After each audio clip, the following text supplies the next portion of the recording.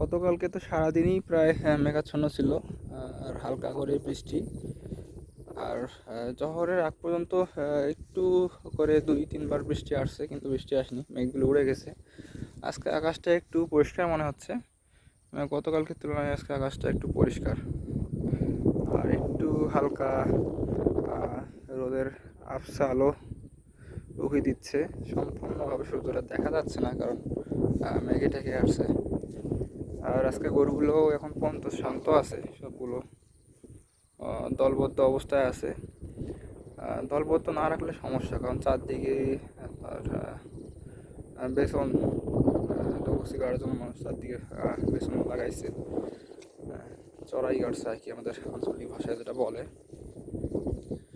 আর একটা যদি একদিকে যায় তাহলে সবগুলো চলে যাবে, সেজন্য সবসময় গরুর সঙ্গে সঙ্গে থাকতে হয়, কারণ একটা একদিকে যদি হাঁটা শুরু করে ওর দেখা দেখি সবগুলো চলে যাবে।